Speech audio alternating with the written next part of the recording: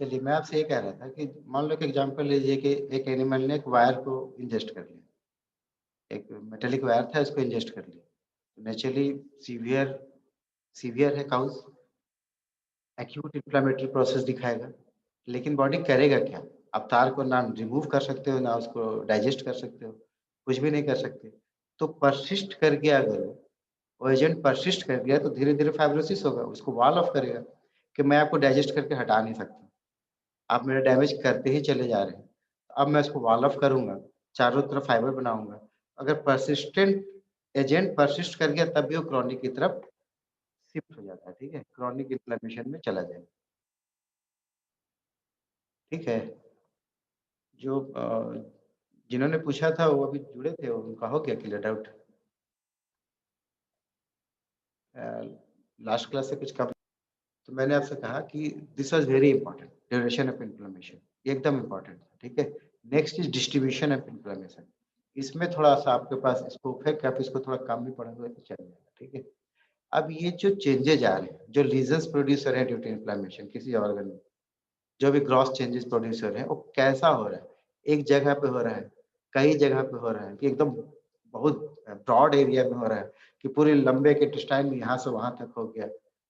तो कैसे भी हो सकता है, उसके अलग-अलग टर्म देते हैं, ठीक है?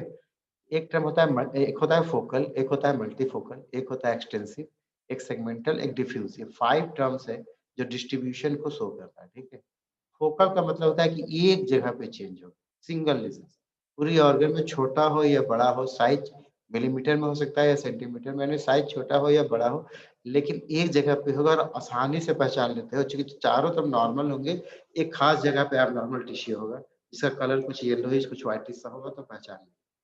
तो फोकल कब बोलते हैं जब लीज़न सिंगल हो, साइज़ इम्पोर्टेंस नहीं है, नंबर इम्पोर्टेंट है, एक जगह पे चेंज हो।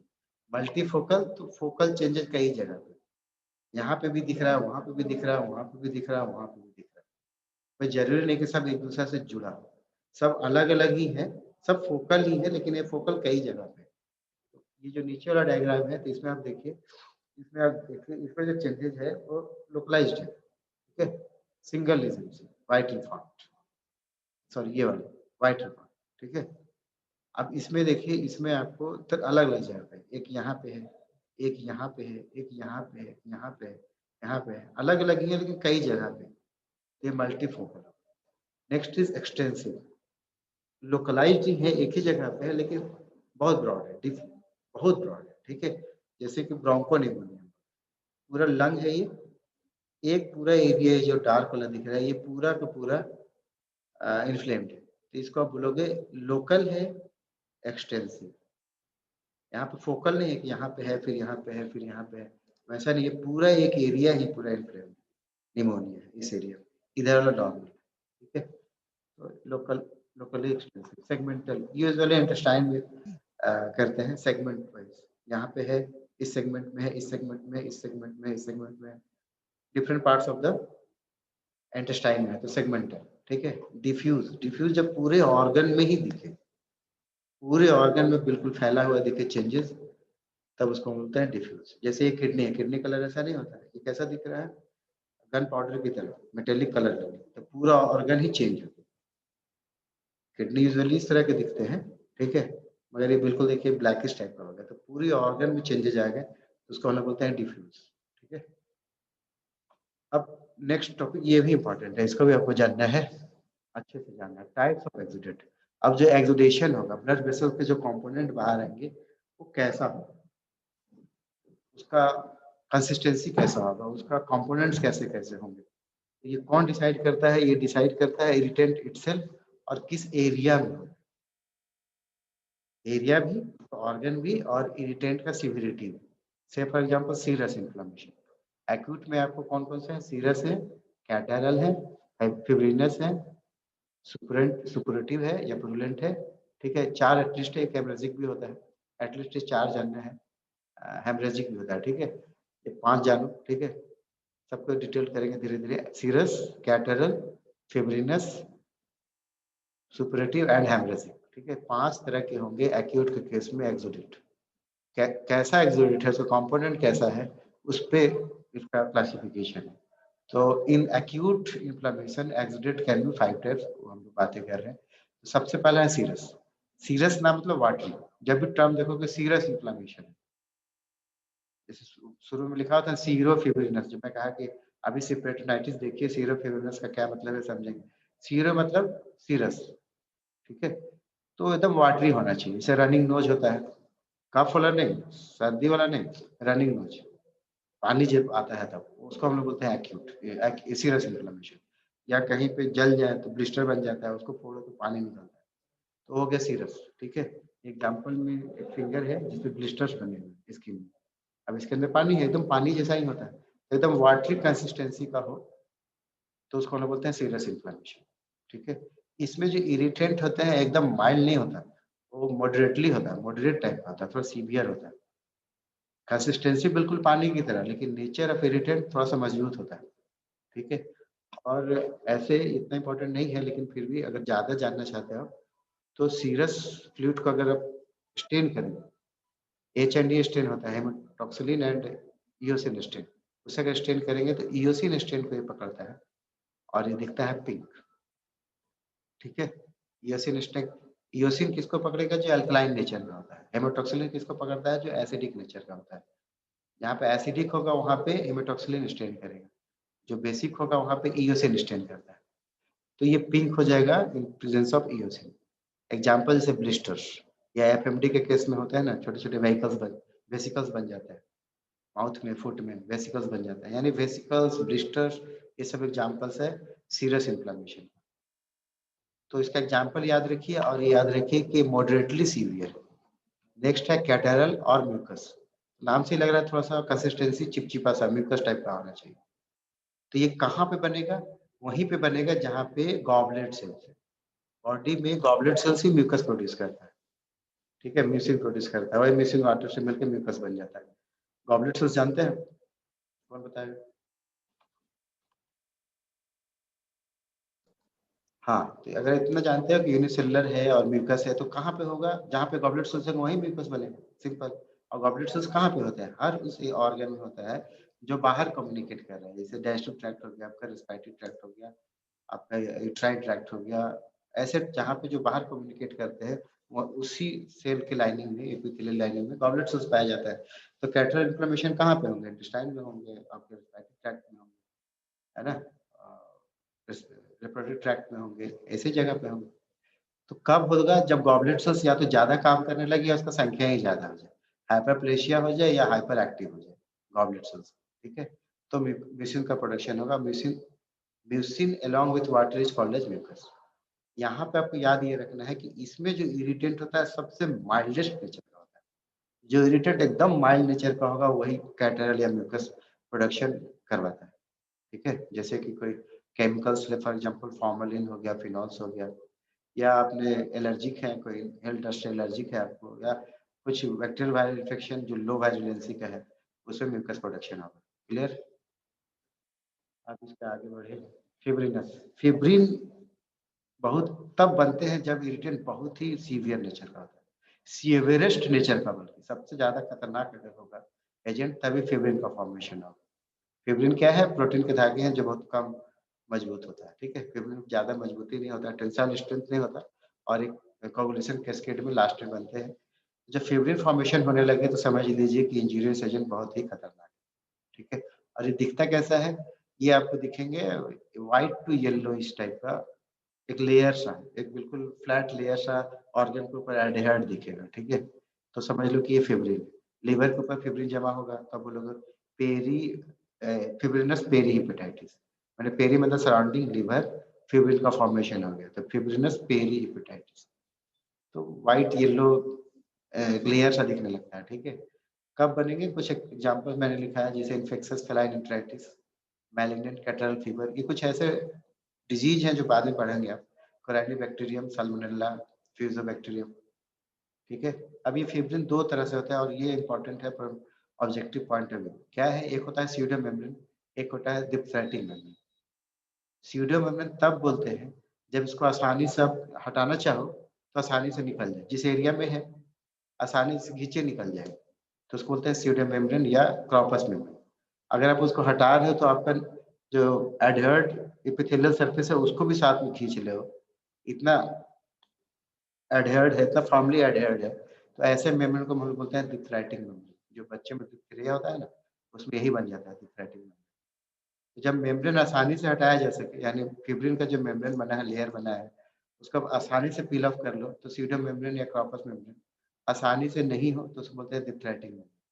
ये एक तरीका हुआ क्लासिफिकेशन का। दूसरा होता है ट्रू मेम्ब्रेन और फॉल्स मेम्ब्रेन। अगर उस मेम्ब्रेन में अलोंग विथ फिब्रिन बॉडी के अपना टूटे हुए एपिथेलियल सेल्स भी जुड़ा हुआ है तो ट्रू मेम्ब्रेन। और अगर बॉडी के एपिथेलियल सेल्स उसमें नहीं जुड़ा हुआ है, सिर्फ फिब्रिन ही है, तो उसको बोलते हैं फॉल्स मेम्ब्रेन। ये नीचे वाला एग्जांपल है डिप्थीरिया वाला। इसको आप कितना भी खींचेंगे, ये येलो येलो दिख रहा है ना, ये फिब्रिन है। इसको हटाना चाहेंगे तो नीचे का टिश्यू को भी अपने साथ ले आएगा, वहाँ पे ब्लीडिंग शुरू हो जाएगा। ठीक है, तो काफ डिप्थीरिया में, इन्फेक्शियस बोवाइन राइनोट्रैकिटिस में, साल्मोनेलोसिस में इस तरह के डिप्थराइटिक मेम्ब्रेन बनते हैं। तो एग्जाम्पल भी हो गया आपका ये, और फोटोग्राफ्स भी। अब ये फिब्रिन है किसी और, जैसे लीवर के ऊपर फिब्रिन डिपोजिशन, तो येलो इस लेयर का बन गया। ठीक है, और अगर इसको हिस्टोपैथोलॉजी करेंगे, एचएनए स्टेन करेंगे, तो फिब्रिन पिंक कलर लेता है। पिंक जितने दिख रहे हैं वो सब due to accumulation of fibrin. इसी ऑर्गन का, सॉरी लंग का, इसी लंग का जो फिब्रिन डिपोजिशन है, इस लंग का सेक्शन करके हिस्टोपैथोलॉजी किया है, तो मास में आपको पिंकिश कलर आ रहा है। क्यों आ रहा है? Due to formation of fibrin. ठीक है, नेक्स्ट है सुपोरेटिव या पुरुलेंट। ये टर्म जहां भी लगे समझ लेना पस को डिनोट कर रहा है। पस, पस जानते हैं आप क्या होता है? नहीं भी जानते तो ये बातें करें। तो पुरुलेंट या सुपोरेटिव ऑलवेज डिनोट पस फॉर्मेशन। अब पस में व्हाट इज पस? तो पस इज, पस में क्या होना चाहिए? पस सेल्स होने चाहिए। एकदम इंपॉर्टेंट क्या है कि पस में पस सेल्स होना चाहिए, और भी कुछ हो तो हो, पस में पस सेल्स होना चाहिए। पस सेल्स क्या होते हैं? पस सेल्स होते हैं डीजेनरेटेड न्यूट्रोफिल्स। जो न्यूट्रोफिल्स मर गए, टूट गए, वही होता है पस सेल्स। तो पस का फॉर्मेशन में पस सेल्स यानी डीनेचर्ड न्यूट्रोफिल होना जरूरी है। साथ में बैक्टीरिया हो सकता है, सीरम हो सकता है, आपका अपने बॉडी के सेल्स हो सकते हैं, कुछ भी हो, लेकिन पस में पस सेल्स होना जरूरी है। ठीक है, तो जहां पे पस है उसको बोलेंगे सुपरेटिव या पुरुलेंट इन्फ्लेमेशन। अब any irritant causing positive chemotaxis and necrosis will produce suppuration. इसका क्या मतलब हुआ कि जो इरिटेंट गया है आपके अंदर, इंजूरियस एजेंट गया है, पॉजिटिव कीमोटैक्सिस। कीमोटैक्सिस कौन बताएगा व्हाट इज कीमोटैक्सिस? चलिए नहीं जानते हैं तो कीमो में किसी केमिकल हाँ हाँ ठीक है, ये सर टैक्सिस किसी मतलब होता है केमिकल को देख वो जहाँ से मूवमेंट हाँ मूवमेंट। टैक्सिस मतलब मूवमेंट, क्यों मतलब केमिकल। वो तो unidirectional movement of cells in response to any chemical. Unidirectional, random नहीं। रैंडमली जब मूव होता है तो उसको बोलते हैं कीमोकाइनेसिस। जब डायरेक्शनल मूवमेंट होता है तो उसको बोलते हैं कीमोटैक्सिस। तो कौन मूव करके आएगा? तो सबसे पहले न्यूट्रोफिल्स तो आते हैं मूव करके। तो अगर न्यूट्रोफिल्स आए हैं कहीं पे तो वापस उसको नहीं जाना। जो आगे से आ गया ब्लड वेसल से बाहर, और जो आएगा उसका अपना टाइम है, with in hours, 24 hours neutrophil मरते हैं। जब मरेंगे तो पस से कन्वर्ट हो सकता है। ठीक है, तो जो पॉजिटिव कीमोटैक्सिस काज कर रहा है, जो न्यूट्रोफिल्स को बुला रहे हैं, जैसे कि पैथोजेनिक बैक्टीरिया, मान लीजिए कहीं पे स्टेफाइलोकोकस का इन्फेक्शन हो गया, कहीं पे स्ट्रेप्टोकोकाई का हो गया या ई कोलाई का हो गया, तो ये बैक्टीरिया ऐसे हैं जो पस फॉर्मिंग काज करते हैं। कोराइनिबैक्टीरियम, स्यूडोमोनास, एक्टिनोमाइकोसिस, ये सब पस फॉर्मिंग बैक्टीरिया है। कुछ केमिकल्स हैं जैसे कि turpentine, zinc chloride, mercury chloride, croton ion, ये जहां पे जाएगा वहां पस फॉर्मेशन करेगा। अब पस हर जगह पे नहीं बनता, कहीं पे बनता है। क्यों बनता है पस? उसके लिए क्या होना जरूरी है फ्यूचर, ये एक मैटर ऑफ डिस्कशन हो सकता है। ठीक है, तो मैं आपको बता ही दूं पस कब बनेगा। जब जो आपके लाइसोसोम्स हैं, उसके जो हाइड्रोलाइटिक एंजाइम्स हैं, वो रिलीज होंगे वहाँ पे न्यूट्रोफिल्स के। Lysosomes after death of neutrophil, lysosome से नेचुरली बाहर आएगा, वो भी टूटेगा, उसके हाइड्रोलाइटिक एंजाइम से बाहर आएंगे, प्रोटीलाइटिक एंजाइम से बाहर आएंगे, प्रोटीन को तोड़ेगा, तोड़ेगा तो वहाँ पे लिक्विफाइड मटेरियल बनेगा, उसी को हम लोग पस बोलते हैं। मगर उस एरिया में कुछ ऐसा केमिकल चेंज हो जाए, कुछ ऐसा टेम्परेचर में ही चेंज हो जाए कि जो प्रोटीलाइटिक एंजाइम्स था वही डीनेचर हो जाए। तो क्या होगा कि सब कुछ तो होगा लेकिन लिक्विफेक्शन नहीं होगा, पस नहीं बनेगा, क्योंकि आपका लिक्विफैक्टिव एंजाइम से खुद ही डिनेचर हो गया।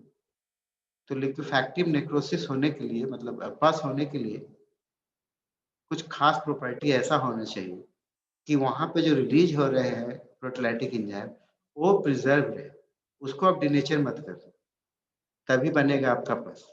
तो ये खासियत किसमें होता है, कुछ एजेंट होते हैं। न्यूट्रोफिल तो सब में ही आएंगे, तो इसमें मेन कौन हो जाएगा, इरिटेंट हो जाएगा। ठीक है, तो इरिटेंट जैसे कि बैक्टीरिया, स्टेफाइलोकोकस टाइप का बैक्टीरिया, या कुछ केमिकल्स हो गए जैसे टर्पेंटाइल क्लोटिनोइड टाइप। ठीक है, साथ साथ कुछ ऐसे जानकारी के लिए मैं आपको बताऊं, पस के डिफरेंट कलर होते हैं, जैसे green colour, blue colour, yellow, whitish colour होता है ना। तो अगर बॉडी में आप देखो कि आपका व्हाइटिश येलोइश टाइप का कलर दिख रहा है, तो समझ लीजिए कि स्ट्रेप्टोकोकाई या स्टेफिलोकोकाई का इन्फेक्शन। अगर ग्रीनिश दिख रहा है तो समझ लीजिए कोराइनी बैक्टीरिया। अगर ब्लू ग्रीनिश ब्लूइश टाइप का दिख रहा है तो समझ लो पायोसाइनस बैसिलस। तो ये थोड़ा काम आता है, usually examination point of view से बहुत इंपॉर्टेंट नहीं है, लेकिन फिर भी जान लीजिए। और कैनाइन में जो पस होते हैं थीन होते हैं एंड वाटरी होते हैं। क्यों होगा वाटरी थीन, क्योंकि प्रोटोलाइटिक एंजाइम बहुत ज्यादा होगा उसके पास। वो वाइन पस उसके कंपेरिजन में थोड़ा सा विसिड होता है, क्योंकि प्रोटोलाइटिक एंजाइम इतने ज्यादा नहीं होते। और बर्ड में तो होता ही नहीं। बर्ड में पास होने के लिए आप बोलोगे बर्ड में पास होता ही नहीं, या कहेंगे पास ऐसा होता है जो बिल्कुल ड्राई होता है। यूजुअली हम प्लस पास को कैसे पहचानते हैं कि लिक्विफाइड स्मेलिंग टाइप का होता है, लेकिन एकदम ड्राई है तो उसको पास नहीं बोलते। लेकिन या तो आप बोलो कि बर्ड में पास होता है नहीं, या ये बोले कि पास होता है जो एकदम ड्राई कंसिस्टेंसी का होता है। क्यों ड्राई हो जाता है, क्योंकि जो प्रोटोलाइटिक एंजाइम्स है उसके अगेंस्ट में इसके पास एंजाइम्स है जो एक्ट ही नहीं करने देता। तो डेड न्यूट्रोफिल्स वगैरह तो बनेंगे, लेकिन कभी लिक्विफाइड पस नहीं बने। तो पोल्ट्री में ड्राई पस बनते हैं, या सिंपली वो तो पस ही नहीं बनता। ठीक है, ये एक्स्ट्रा वैसे नॉलेज है, जरूरत आपका लेफ्ट पार्ट वाला था। रिलेटेड टू सुपरेटिव इन्फ्लेमेशन कुछ और टर्म्स है जो अभी नहीं जानोगे तो फिर कभी नहीं जानोगे, इसलिए तो मैंने सोचा कि इसको यूज कर ही ले, आपको बता ही दे। एब्सेस, बार बार टर्म आता है एब्सेस। एब्सेस क्या है, एब्सेस को आपसे पूछे तो क्या है, पस का होना एब्सेस नहीं है। ठीक है, एब्सेस होने के लिए क्या है, क्लोज्ड कैविटी कंटेनिंग पस, CCCP, सर्कमस्क्राइब्ड कैविटी कंटेनिंग पस। कोई खास एरिया में, क्लोज्ड एरिया में जो बंद है, बाद में माउथ बनता है उसे रिलीज होता है पस, पता है नहीं, बोलता है घाव पक रहा है, पकेगा तो कहीं पर फटता है, माउथ बनता है, फटता है, फिर पस निकलता है।